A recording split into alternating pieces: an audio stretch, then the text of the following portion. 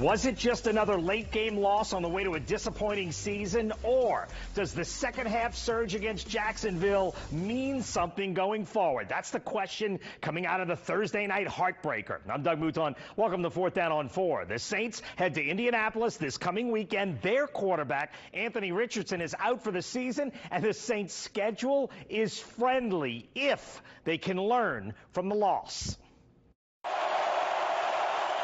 Under 4 minutes to go, Saints and Jaguars tied at 24.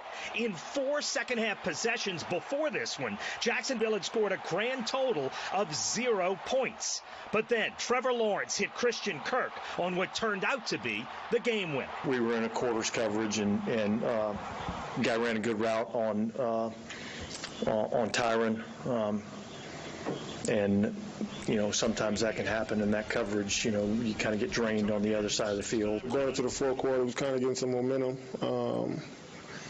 Just got to find a way to close out the game.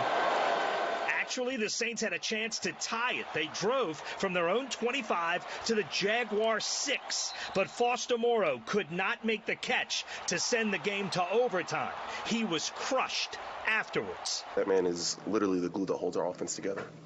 Like the constant positivity, constant encouragement, constant like coming up to everyone like, yo guys, we got this.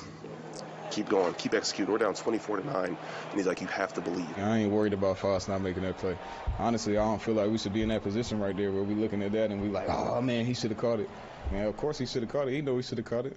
Anybody in that position right there should have caught it. We pros, but man, Foster, man, no. If there's anybody out there that cares, that's uplifting his teammates, that's doing everything he can to try to get a win and try to uplift everybody else to get them in the right mind frame to win, man, it's him. So man, I'm not worried about that. It is what it is. We're going on to the next. And the next is, can the Saints use what they learned on offense in the second half going forward? The line played better, especially inside. I mean, at the end of the day, it wasn't enough, you know what I'm saying, no matter what. We didn't get the dub, but, you know, I think we tried to, you know, play together as best as possible, try to communicate as best as possible, and I think in regards to that, I think we did well. And it's enough to fuel some optimism going forward. Sunday, new Colt quarterback Gardner Minshew had a big day in a loss to Cleveland. Remember, the Saints did this to Minshew last season when he was filling in Philadelphia. The Saints' schedule is not difficult over the next 3 weeks if they can use what went right down the stretch against the Jaguars. It was good for us, especially in the last quarter and a half. I thought, you know, we got some life about us, and, you know, we were putting pressure. You know, I felt like we were the aggressor in that moment.